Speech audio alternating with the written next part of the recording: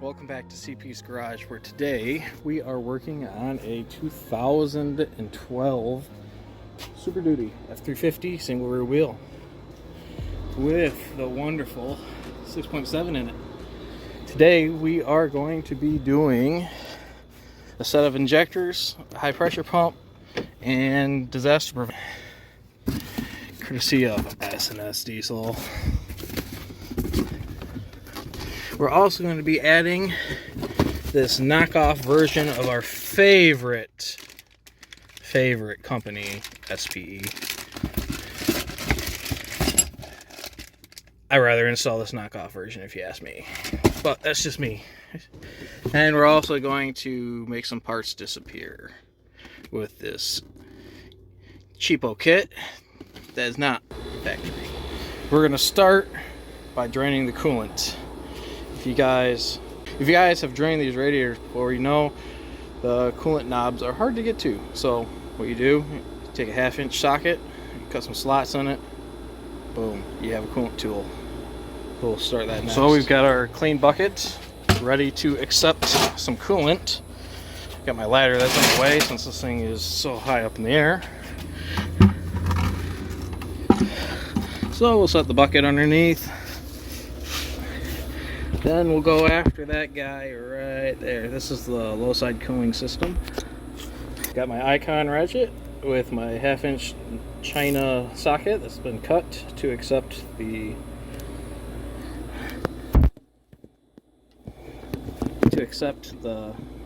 fitting on the coolant, or on the radiator. Right there.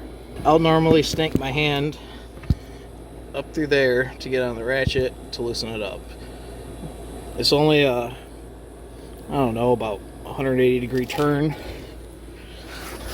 So let's get it out, get this thing draining so we can move on with removable parts. If you have a hose, it's definitely worth putting a hose on that so you don't make a huge mess down here. So now we'll start taking off the intake and all the pipes. I've already taken off these bolts down here and I won that battle. They came right out, surprisingly. So I didn't have to call and get one of those ProMax tools to fix it. But let's get this intake off. I saw our time lapse. Aaron has a great video on how to take these off, so I'm not even going to try to explain how to do it, not when he's already done it.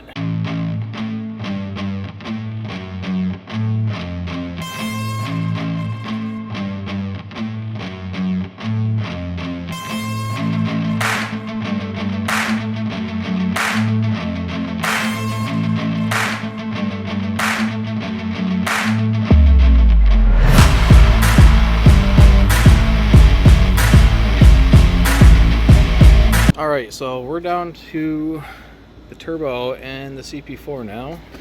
Both intakes are off. The intake piping's out, CAC tubes are out. We're down to the old turbocharger. CP4. Oh, looks like someone had a aftermarket.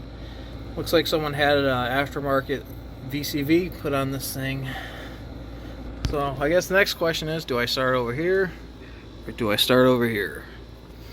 I think I'm going to start over here because it's more complicated and I have patience right now. I may not have patience later.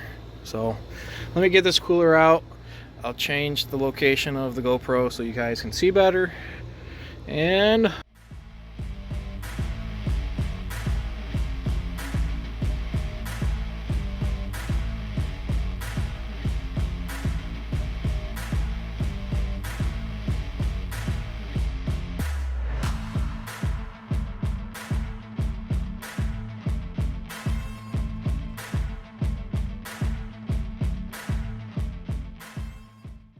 alright, we got the cooler out.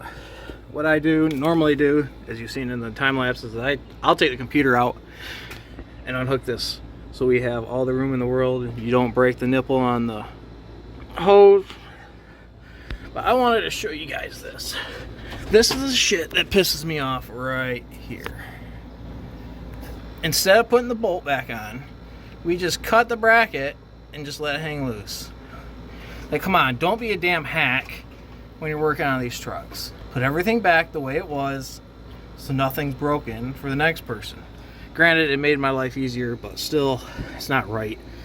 But now we can see the injectors.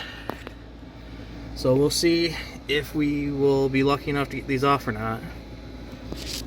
Or are we going to need the hold down bolt tool? Hopefully we won't. The truck has had an engine put in it for the TSB about glow plugs breaking off, so it's been in there a couple times. Turbo's been replaced a few times, according to warranty history anyways. There's the dreaded bolts that came right out this time anyways. And it might look like they've been replaced with threads, so someone might have been in here already. I would assume they have, just being it's a 2012. So next we'll take off the CCV.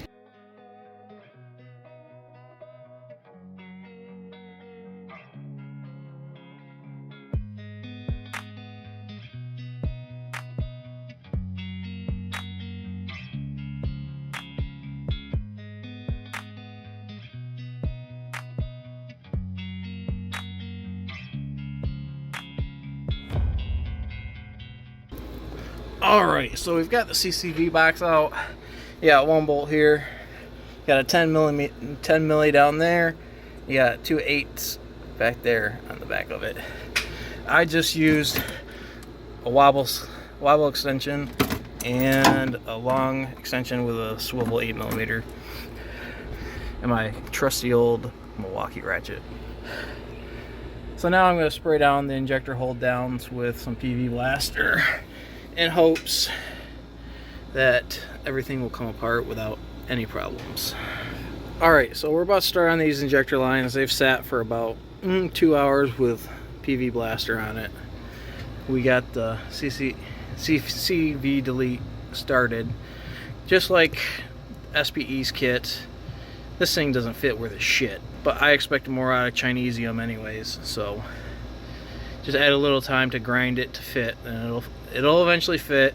I'll have to go to hardware and get new bolts because neither of the bolt sets will work for some reason. Doesn't make sense to me. But to remove these injectors, definitely recommend you getting a set of these 6-7 line wrenches. The deep one is very useful. This guy is very useful too. You can get these on Amazon for like 30 bucks with the injector puller. But we're gonna try to get one of these. I got the time lapse going. I'll attempt to do one-handed. I'll do number 1, see what happens. See if I can manage to get this thing on here. We can disconnect the injector to give us a little more room. Disconnect the injector to give a little room. So there's a little red lock. There's a take your pick or pocket screwdriver or whatever you got. Pop it up. Push down. Injector comes off. Injector connector comes right off. On these return lines,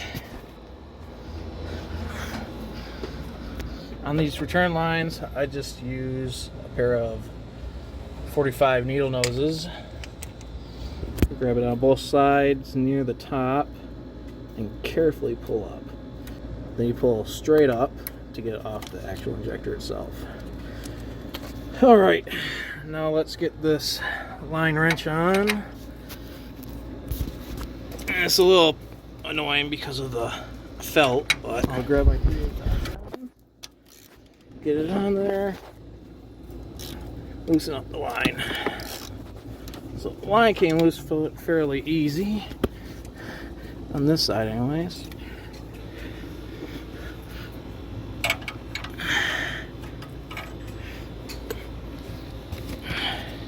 Now we're going for the one down on the rail. The long one definitely helps getting access down there. Fortunately, I didn't get on camera, but that one came loose relatively easy as well.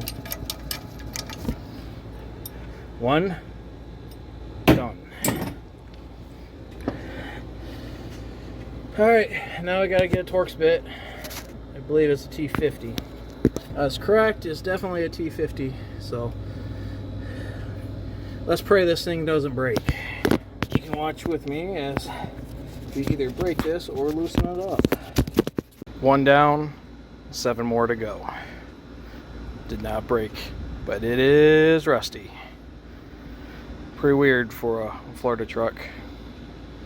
So I'll put you on the time lapse and we'll get the rest of them out.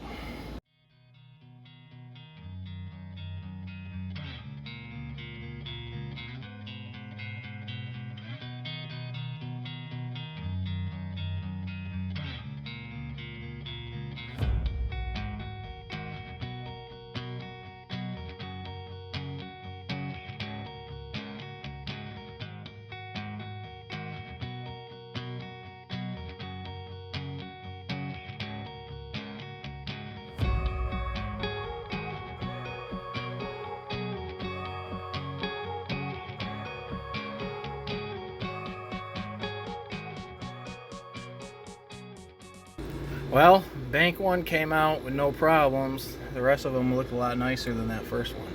So, on to the next bank.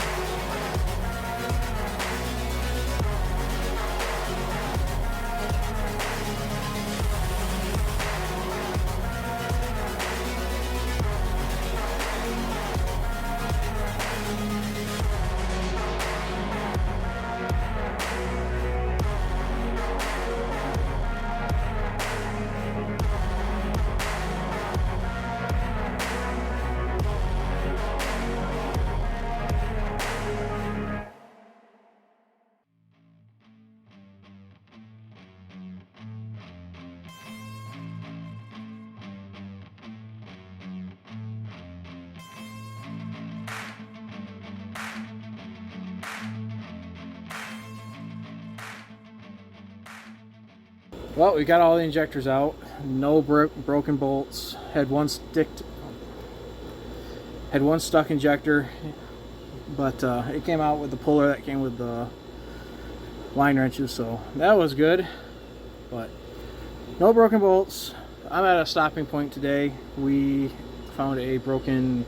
I'm at a stopping point today. I broke the return line, so tomorrow we'll go to either Bartow or Lakeland and see if we can get ourselves a return line so we can have this thing done by Saturday night, so this guy can pick up Saturday or Sunday and I can get paid. It is hotter than blue blazes today, but as you can see, it looks like I've been in the shower or out standing in the rain or something.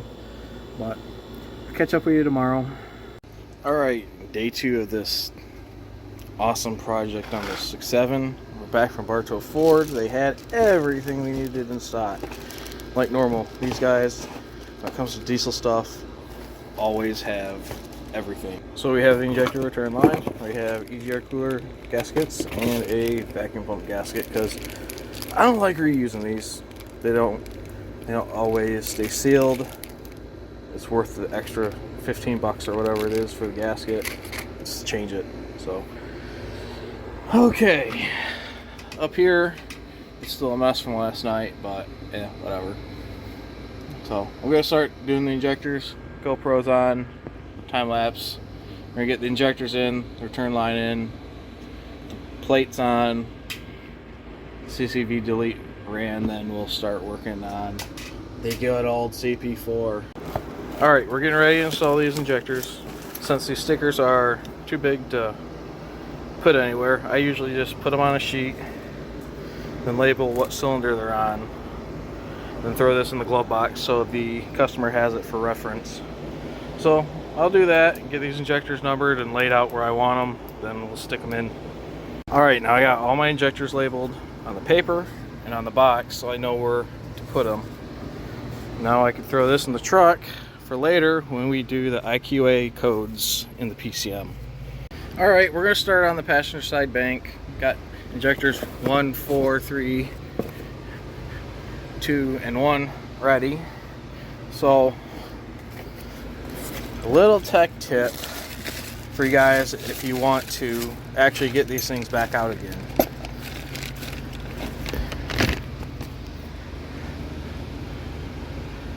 So, when you're doing these injectors, only use engine oil on this O-ring. If you use anything else, this thing will get stuck in the cylinder head and it will be a pain in the ass to get out. There was one injector I was doing, me and a buddy at work ended up on 2 5-foot pry bars before it popped out. Not fun, not something I want to deal with. Slide hammer trick wouldn't work on it. Tried that. It took 2 pry bars and the slide hammer to get it out. So use engine oil only and a little bit of, that's all you need. Also, make sure you have the copper O-ring on it. I don't know where it is for this one, so we'll have to look for it. So I'm gonna get these installed.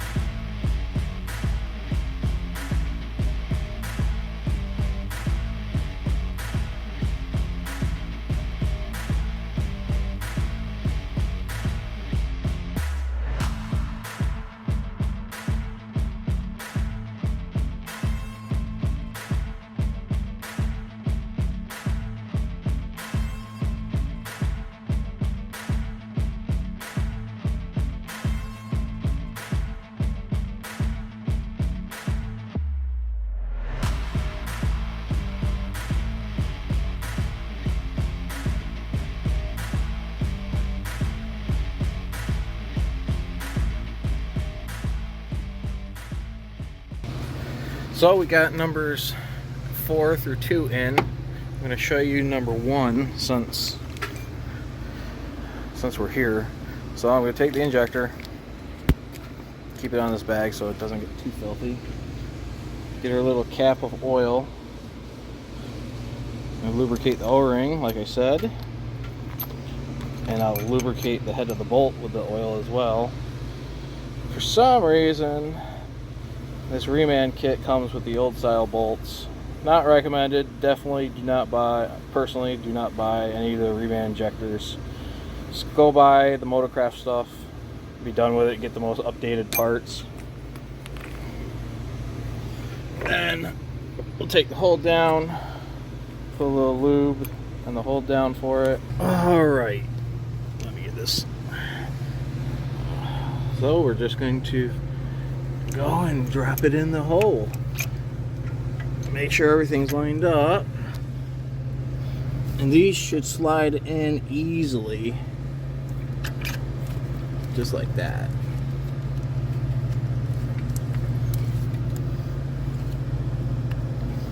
With very little pressure.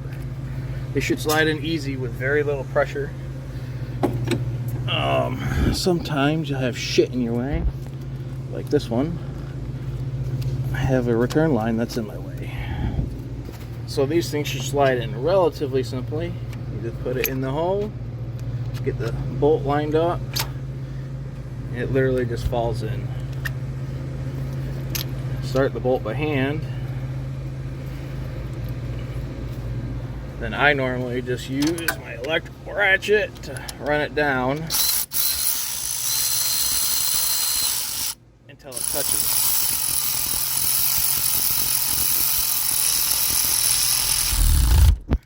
Once it touches, I then torque it.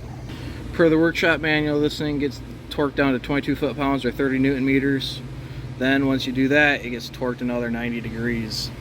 So I'll do that on all these guys, and and these guys, and we'll be back. Time lapse is still going.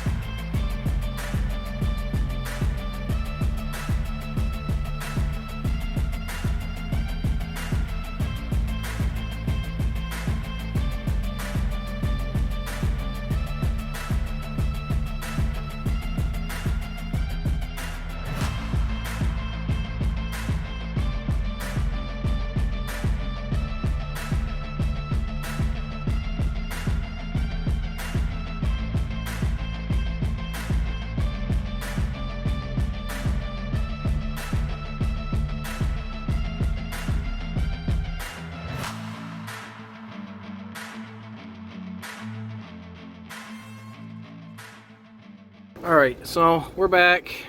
I've got all the injectors in on this side, all of them in on this side, the block off plate.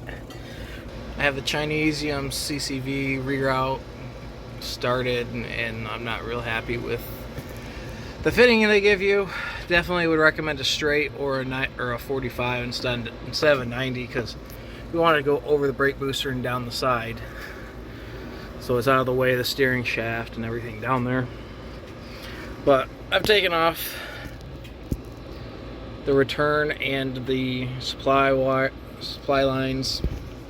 Then I've taken off these bolts, more bolts, so I can wiggle this thing out once I get the fan and vacuum pump out of the way. I'll take the 5 bolts out around the pulley assembly and just lay the fan into the radiator shroud down there. Then I'll take the bolts out of the vacuum pump, and that will give us the front of the... I'm going to start taking this thing apart, and we'll see you once I get the pump ready to come out.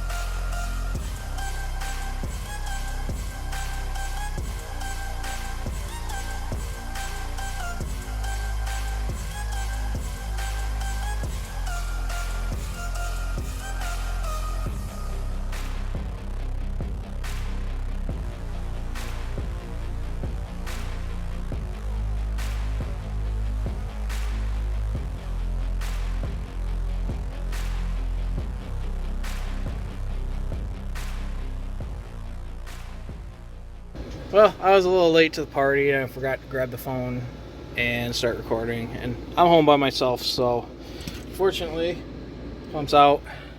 As you can see, new pump is getting ready to go in. I'm going to put the S&S disaster prevention kit on it prior to putting it in, so I do not have to fight with these 2 screws once the pump is in. So I'm going to reset up the time lapse and go get a new battery for it, and just going to time lapse the rest of it. I may stop going back together again at some point, but I think this will be the last real update before we start doing the IQA codes after everything's all back together again.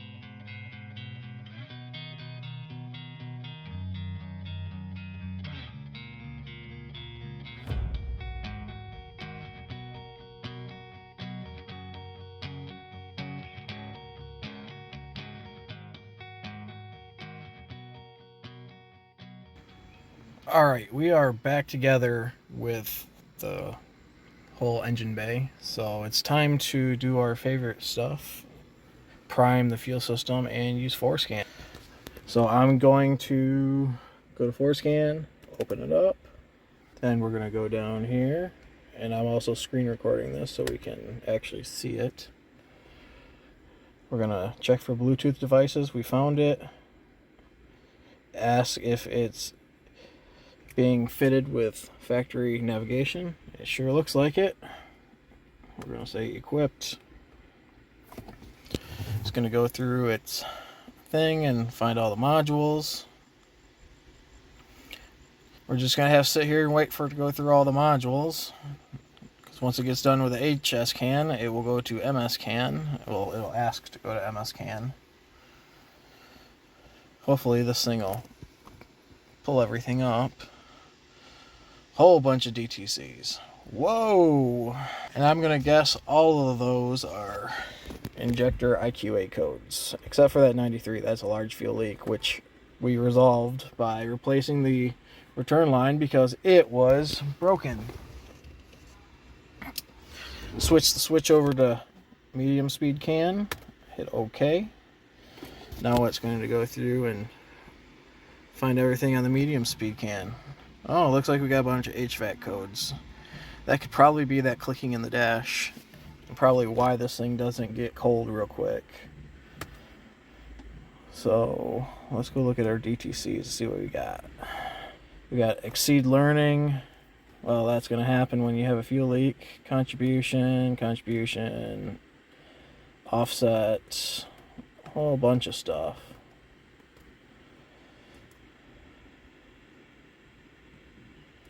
Charge air cooler. We're going to get rid of these.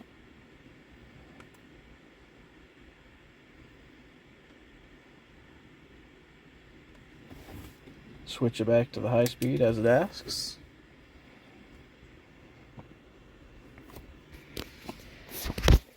Now we're going to switch the key off, back on, and hit OK.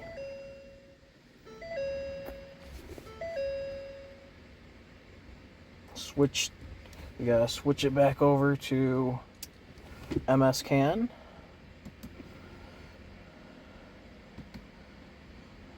We do have a left dampener sensor position, so I'm going to assume that's our problem with the AC.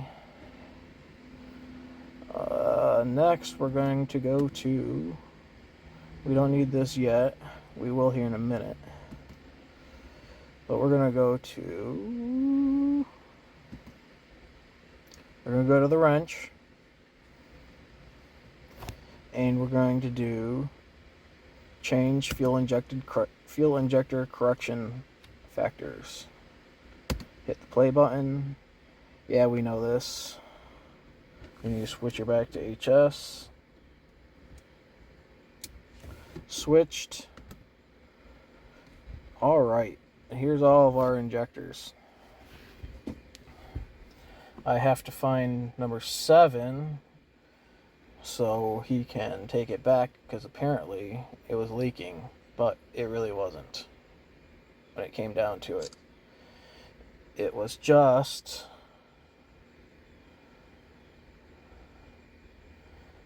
a leaky return line. So I don't know what he's going to do about that. I do know I fixed everything that I could find, and hopefully he's happy with it.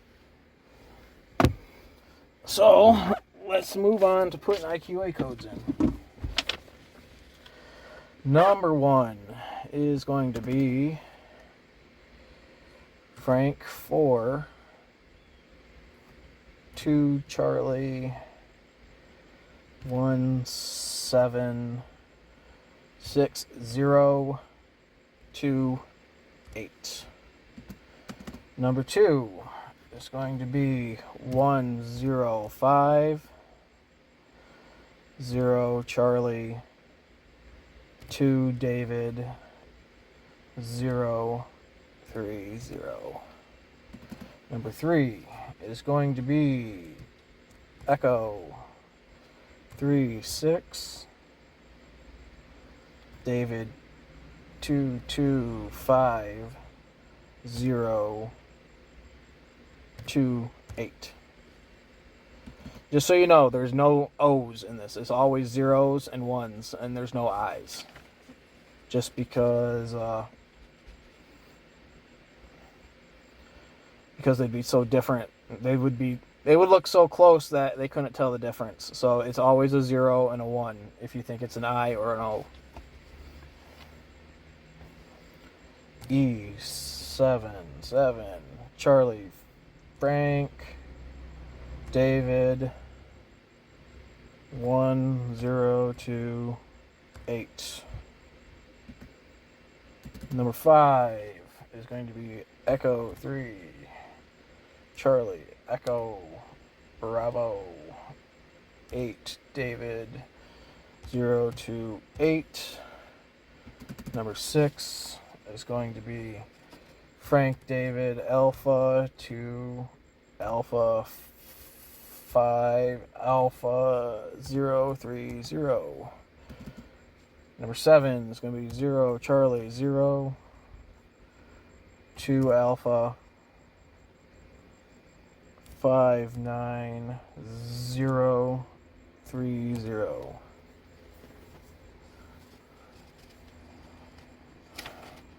And last but not least, number 8 is going to be 2553 Echo Alpha 9028. So now that we got all of these codes put in, we'll hit save data to ECU. And since all our codes were right, it didn't say any were wrong, so we can hit OK. And that's all there is to programming IQA codes.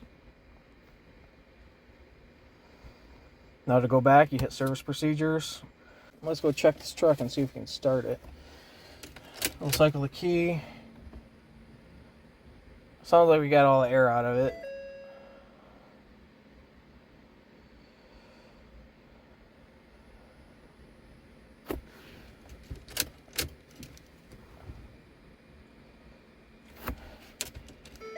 So we're going to attempt to start this now.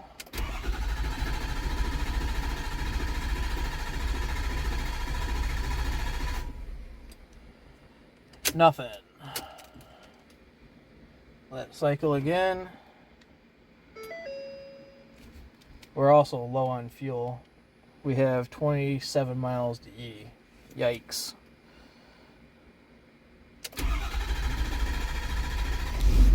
Hey, second key cycle has started. Look at that. Making good fuel pressure too.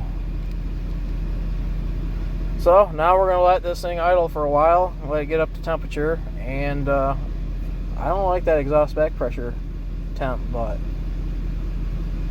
that exhaust back pressure, that's quite low.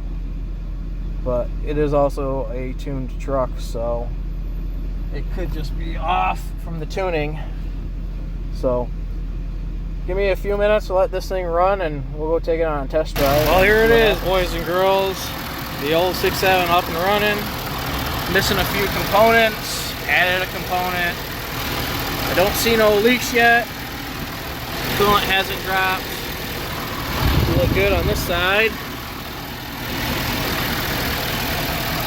So I just put some fuel in it. 30 bucks so I can actually, 30 bucks worth of fuel so I can 30 bucks worth of fuel so I can actually drive it and make sure this thing is good to go. The air compressor sounds nasty. I really need to go over this thing and give it a bath. I got it dirty. But thing runs. CCV's chooching.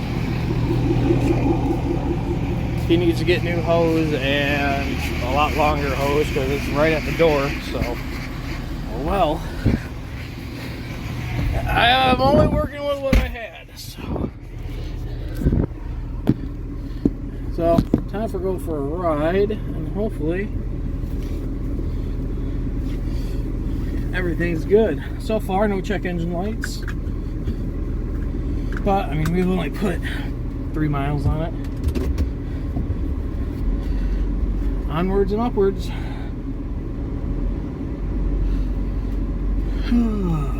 This is a big girl, long bed crew cab. She is big. Let's get her out over here on Havendale and get her up to a speed faster than 20 miles an hour.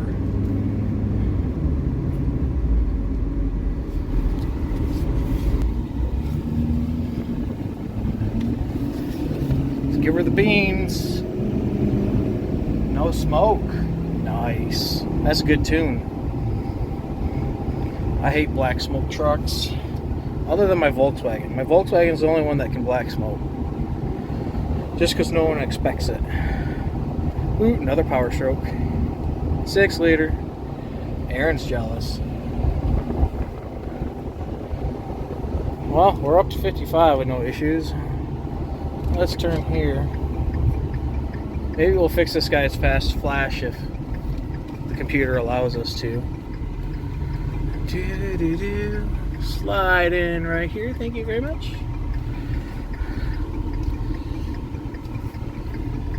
We got 388,000 miles on this old girl. Come on, light. Hurry up. Let's go.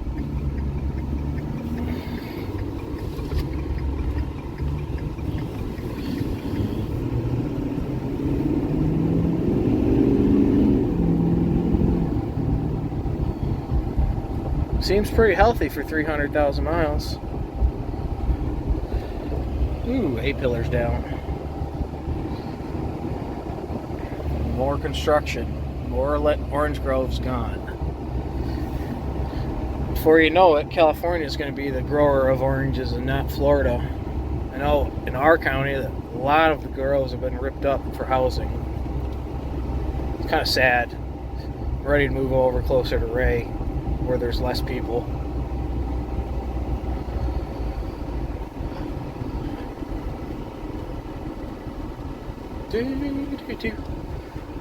I will stop. I will go.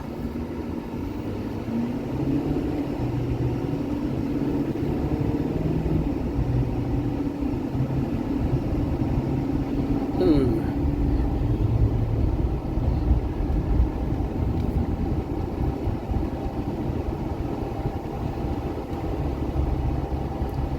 We are getting up to coolant temp, so hopefully soon that coolant will drop a little bit so I can put the rest in.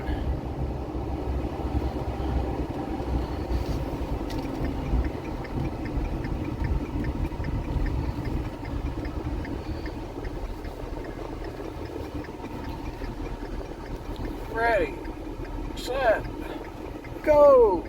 As long as that guy's not doing a U-turn.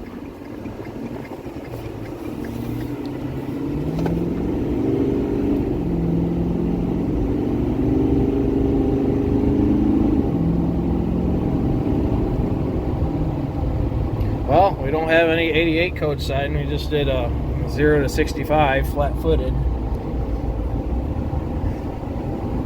I'm sure that would have set an 88 code like it has been.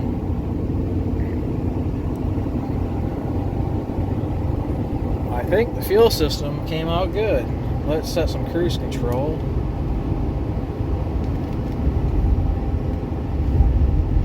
And go for a little ride. So I'll get back with you when I get back home. So far so good. If there's anything that comes up, I'll cut back to it. See you in a minute, guys.